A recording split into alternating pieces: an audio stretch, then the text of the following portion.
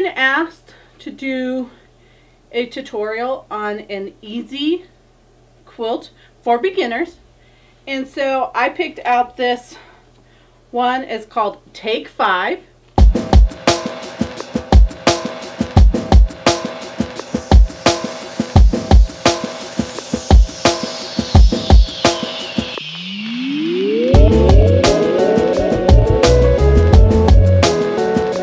I will list it in the description below. It's very simple.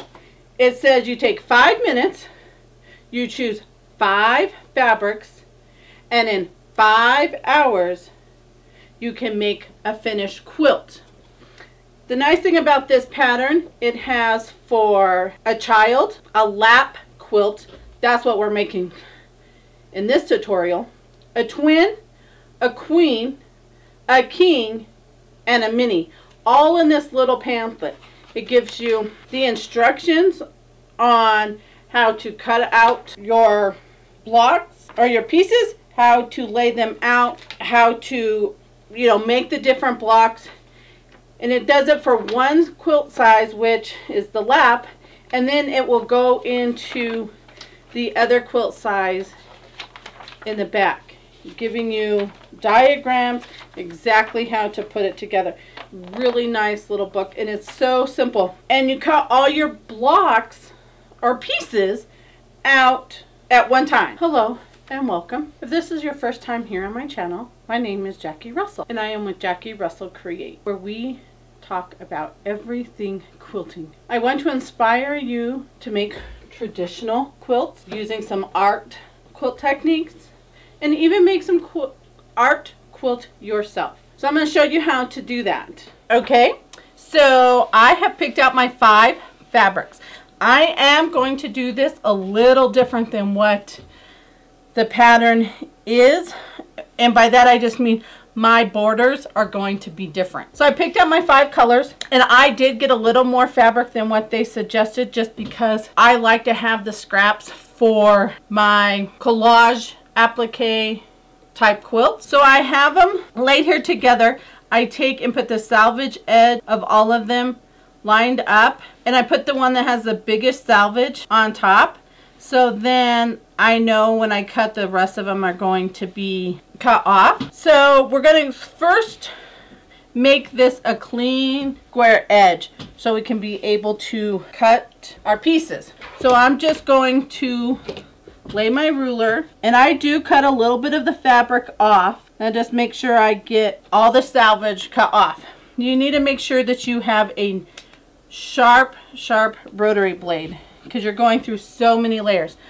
I do have mine folded in half just to square this edge up, but after that it's just going to be going through the 5 layers. So there we have our salvage cut off, and we have our clean edge.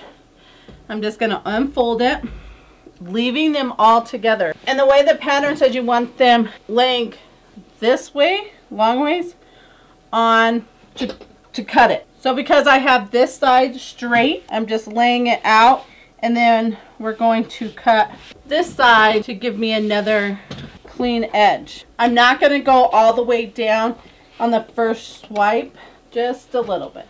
And then I'll come back and cut the rest. I'll move it and then cut the rest. So I'm just going to cut to there. We're just going to fold this back a little bit. And I'm just going to line up my pieces or my fabric along the edge, making sure to keep every layer still stacked up evenly. And then I'm just going to look at the pattern on how it tells me to cut the fabric. So we're going to need 4 squares, and because this is not my pattern, I cannot give you the exact dimensions, but I can show you how to cut it.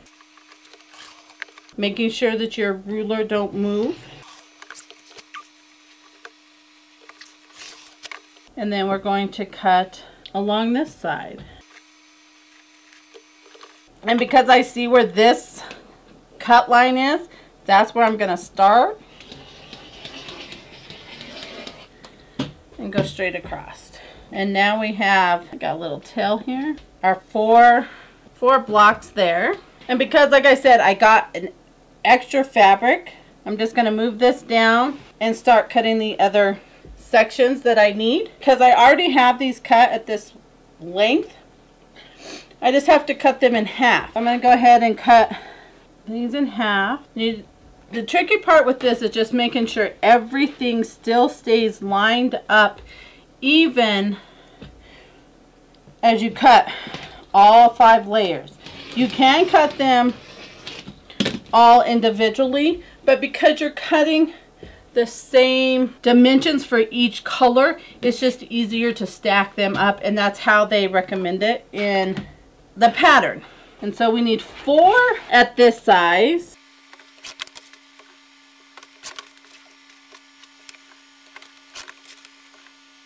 And this one we need 12, making sure everything's still lined up. Okay.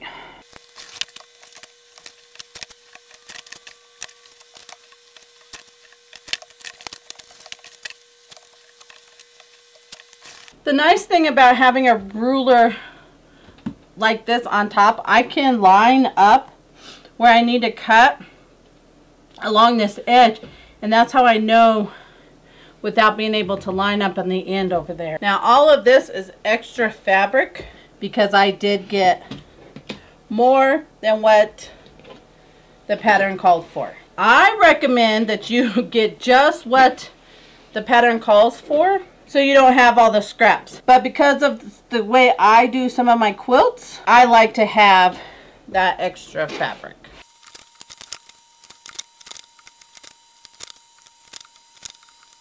Okay, so we have all our pieces laid out in the piles of the sizes that we had to cut. Now the pattern recommends that we lay them out per color.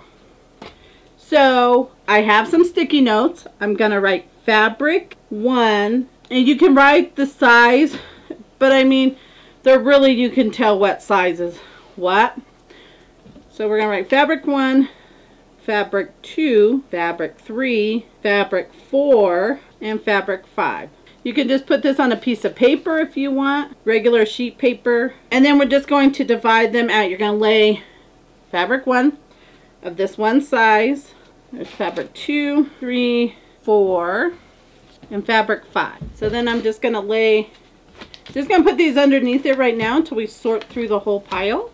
And we're going to continue to do this through all the different sizes. So next we'll put this size, and we'll, do the same thing. Lay out your colors in piles.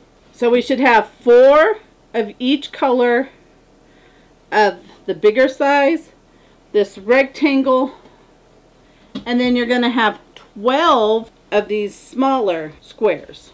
So I'm going to keep laying these out, and then we will assemble one block, because all the blocks are going to be assembled the exact same way. The only thing we're going to be doing is changing what fabric we start with. Okay, so I have each of my colors sorted out, and I have them stacked up just so I can show you how to lay out the block. I'm going to lay out one block showing the different colors, and then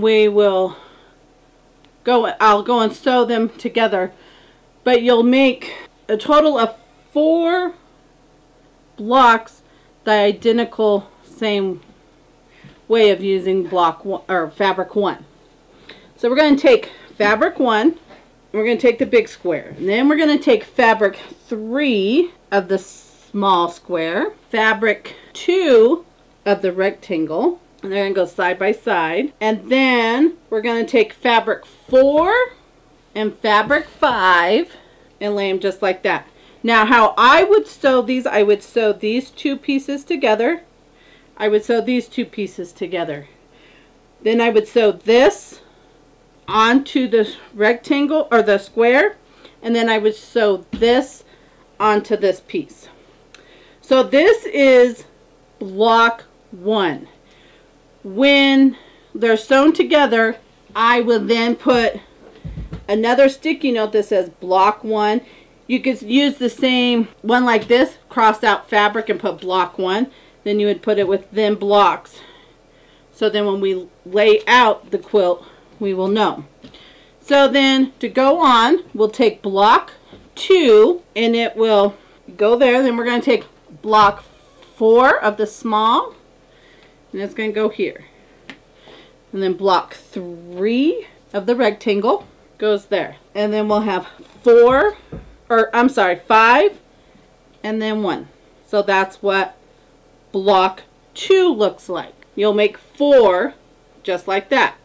And we'll have fabric 3 with fabric 5, fabric 4. So each block uses 1 of each color. This will be block 1 or fabric 1, fabric 2. That's block 3.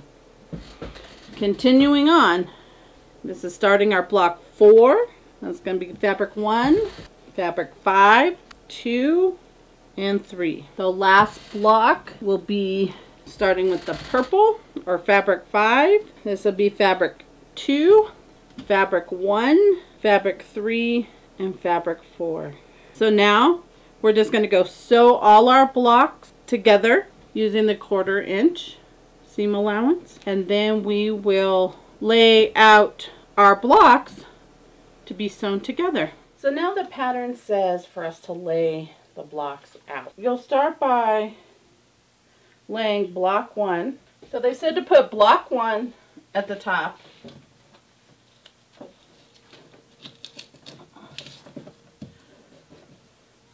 And then you're going to have block 2, 3, and 4. And then you're going to come down here with block 5. I'm sorry, block 2. So you're going to go 1, 2, 3, 4. 1, 2, 3, 4, 5. So they have you putting the big block, big square, up in the left hand corner. But you can rotate the quilt however you like. So I am doing it like what the pattern says. You can see down here. But you can actually rotate your blocks. They don't have to be as they said to lay out. You can put block 2 like that. You can rotate block 3 even more. So it's like that. You can make it more scrappy by rotating the blocks around. But I'm going to do it like the pattern suggests. And I'm going to have my blocks going with the big block up here in the left hand corner. And so that's how the quilt will look if you follow the pattern exactly like it is. So we're going to now sew these together, and this is how I would do it. I would take block 2, flip it onto block 1, sew those, take block 4 here and flip it onto block 3, just like this, and pin those 2 together. You would iron it, and then you would sew this section to this section. And that will give you your row. So I'm going to go iron those, and when sew and iron them, and when I come back, we'll sew them onto the rest of the quilt. So we have our strip all sewn together and iron. And the reason I chose to do it like the pattern suggests, so that you didn't have to worry about lining up any of the seams of the blocks to make sure that the corners are straight until you go to sew it onto the rest of the quilt. When you sew rows on, I suggest you sew 2 rows together. So I would sew like 1 and 2 together, 3 and 4 together, and then sew those together just like you did the blocks. That way you don't get it screwed moving like not straight.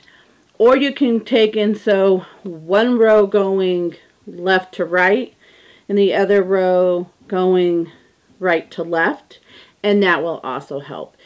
That works really well when you're doing lots of strips to keep it level.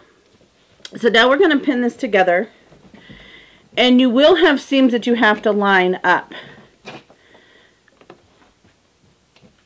So those are the seams I pin first, and I nest them together. So I just put the seams right up as close as they can. And you can fill them when you're nesting them up. And then I put a pin through one seam and then kind of a little diagonal so it comes up through the other seam. And I just keep doing that all the way down the row, lining up those hem lines or seam lines. If they're not going the same direction, I will rotate the top one so they can nestle nicely together, and then once it's sewn and I go to iron, I will repress the seam to make it lay flat. But I always want to make sure that there's the seams are going the different direction to be able to nestle in there together. And then you're just going to sew this top row onto the rest of it, and then we'll be back and I'll show you what that looks like. So here is the finished inner block top per se. We're going to add some borders, and this is where I'm going to differentiate from the pattern. They're still going to be the same size as what the pattern recommends. I've just did them different. So these were the 5 main colors I chose. My borders are going to be different fabrics. In the pattern they recommend that they are the same, but mine's going to be different. But you can see where we matched up all those corners, and they're matched up along the blocks or rows here to give you that fluid. So that like I said, that's the reason I chose this one as a beginner and did it the way it was, so that way you have less seams that you had to worry about matching up, but it gave you enough that you can practice and be able to line those corners up nicely. So for our borders today, we needed to cut 2 different borders. We have an inner border, which I'm using just a plain cream looking color, and then an outer border, which I'm using a yellow daisy type fabric. I've already cut them and I've sewn them together. Now I'm differing from what the pattern says. The pattern says, you know, cut your 8 strips of your inner border fabric, which is roughly around 2.5 inches, unless you want it bigger, by the width of your fabric, which is normally 42 to 48 inches. And then you sew 2 strips together. That's the same. You do that for the way I am doing it here. They're saying to take and pin it to your side and start sewing down, and then the excess you just cut off. I don't like to do it that way because it can make your quilt wavy, especially if you're sending it off to a long arm quilter or something, because it can stretch your fabric a little bit. So I like to take the measurements. You can do this as, you know, measuring it across on your cutting mat, or I know that my blocks were 12 inches. Well, there's 5 of them going down the length of the quilt, so that's 60 inches. I know I have to cut my fabric 60.5 inches to go down the length of the quilt. Now to go the top and the bottom, it's 48 across, but now we've done added 2 inches on each side. So that's going to make it 52.5 inches that I need to cut the inner border from the top. So I did that, and I have them pieced together, ready to go. Next, we need to pin them to the quilt. So I have the long edge, and you're going to pin right sides together.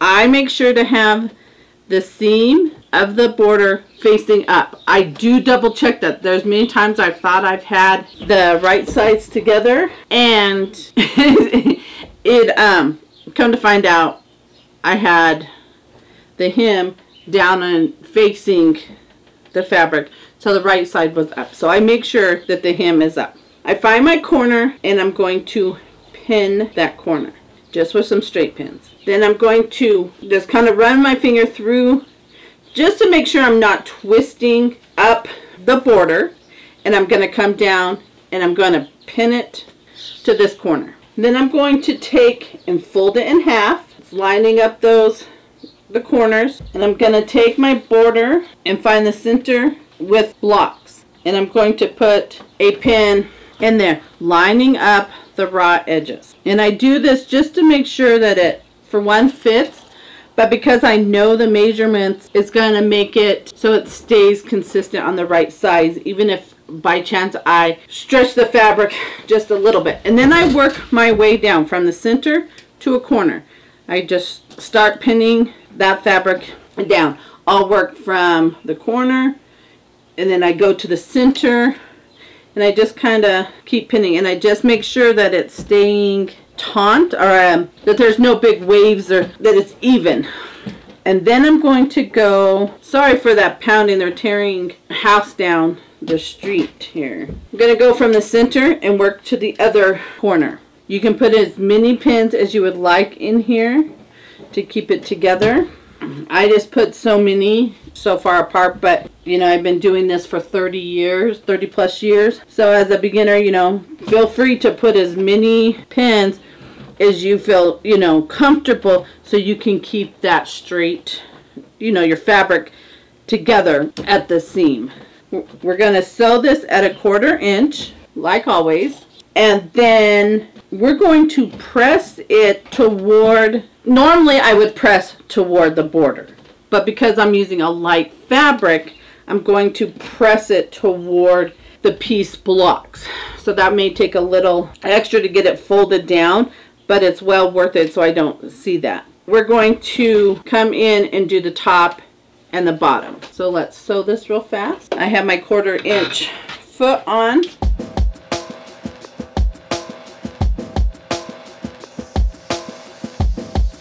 So I ironed them open and have it so that the seam is pressed toward the colored. Now we're going to add the top and the bottom, and we're going to do it the exact same way. I already have my pieces cut and ready to go. Forgot to trim. So when you sew your pieces together, I always leave a little extra. I sew them about, I would say about 1/2 inch to 5/8, and then I trim back. That's what I was doing there. So I'm going to do the same thing. Right sides together. I'm going to start at one end. I'm going to pin that, run my finger between the two just to make sure I'm not turning the border, and to make sure that the seam is on top, and I'm going to pin there. And I'm going to fold it in half again, and I'm going to do this on both top and bottom, and then we're going to add our other border. It is done the exact same way. I know that my quilt top now measures at 64.5 inches down the long sides.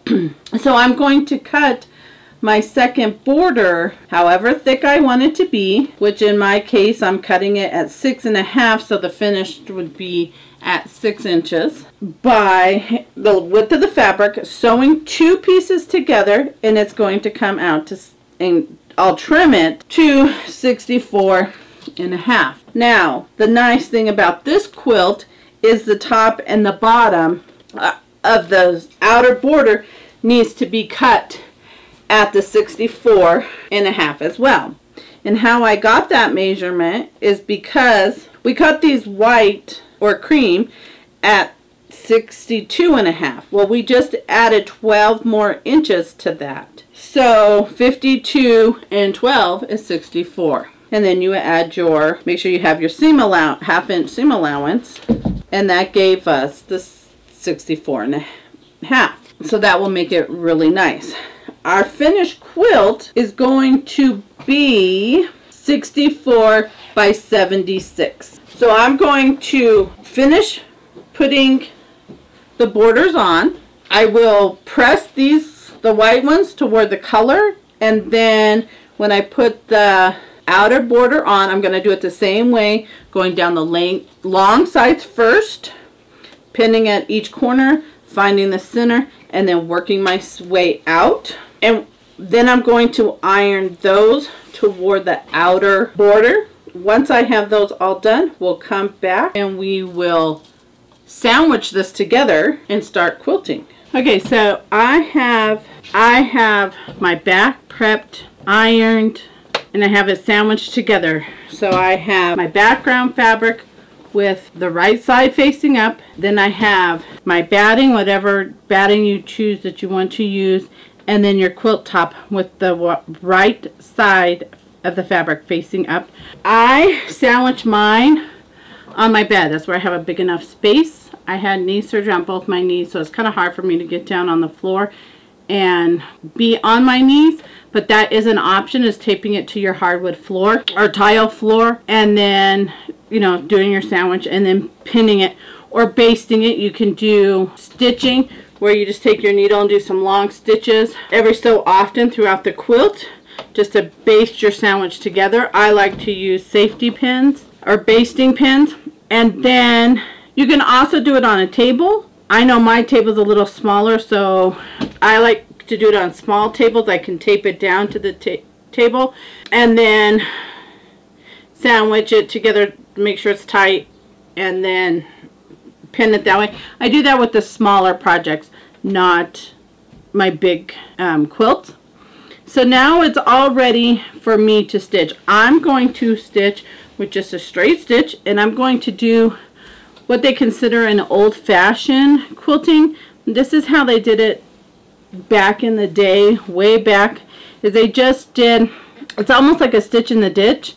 You're just going to go right up next to your hem or your seam on each side. So I have the 1/4 inch foot on my sewing machine, so I'm going to take that and put the edge of it right up against the seam and go around, and then I'll do it on the other side. You want to start as close into the middle as you can of your project and then work your way out. So I roll it up on both sides.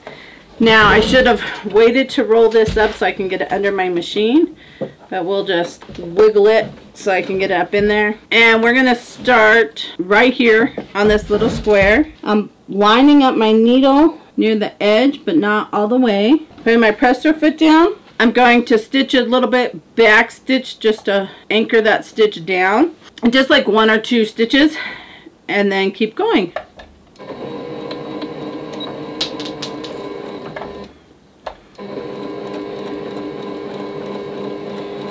And I just take it nice and slow and easy until I get all of it quilted. You can quilt it however you want to quilt it. You can send it off to a long armor. You can do it on your own machine. You can do stippling. You can do, you know, however you want to quilt your quilt. So on my presser foot, I do have a marking that shows me where the 1/4 inch is. So I'm going to make sure that I take my seam so it's right even with that mark. I know to stop, and then I can pivot. Yes, this is going to be a little more turning, pivoting, and moving around on this quilt by doing the straight stitches how I'm doing it. You could also do it with your darning and just stitch. So what I'm going to do is I'm going to rotate it this one more time here, and then I am going to stitch all the way down this one seam because it is a straight seam all the way. So I'm just going to stitch, and then I will come back in and get the other stitches. So I'm going to not come into my outer borders yet because I don't know how I want to stitch them, if I want to just do the same quilting as the rest of it, or if I wanted to do some like flowers out here. So now what I would do is rotate it and then come down this seam and then, you know, go down and keep going that way. So I'm going to finish quilting this. I'll be back when I'm done quilting and we're ready to bind the quilt. So you can see right there where my stitch line is, and so I'm going to stitch this way, but by the time I'm finished there's also going to be a stitch along that side as well. So we're going to stitch down this side.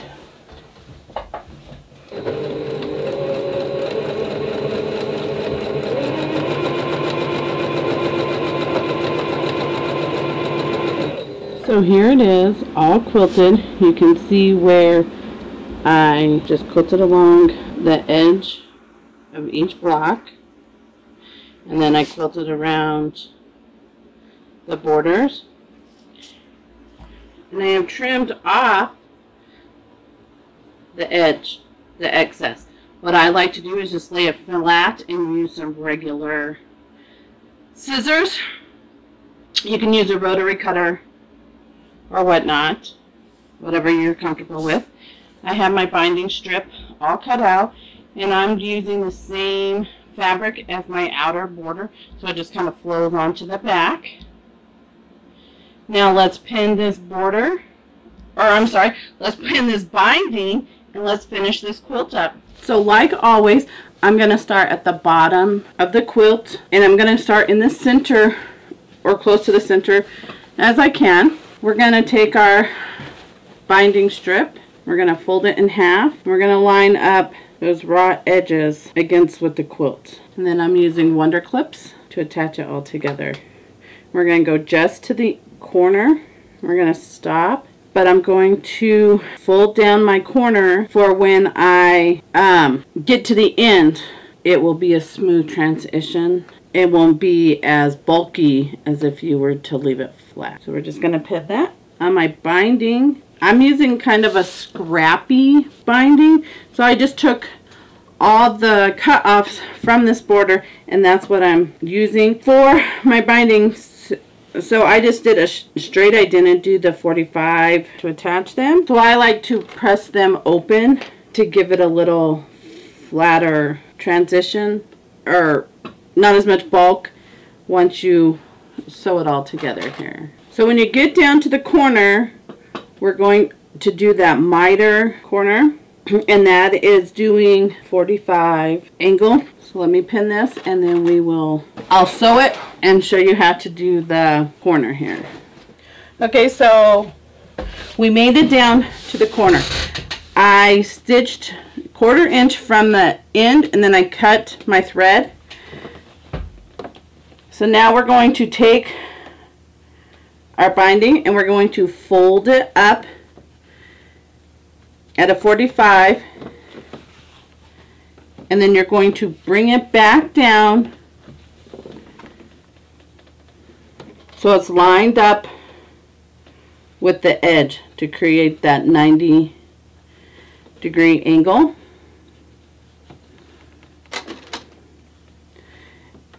And then we're going to clip it. Then you're going to pin all the way down this edge down to the next corner, and then you're going to do the exact same thing all the way around, and you're going to start about a 1/4 inch from the corner and just sew down. And so I'm going to finish putting the binding on. So until then, happy quilting. If you like this video and you want to continue to do patterns and demonstrate them, let me know in the comments below which ones you would like for me to do, and I'll get a hold of the person that designed it and see what we can work out. Are new here and want to stick around and learn all about quilting, please hit the subscribe button and the notification bell. It will let you know the next time I post a video. I normally post, or try to post, on Tuesdays, Thursdays, and Saturdays. Until then, happy quilting.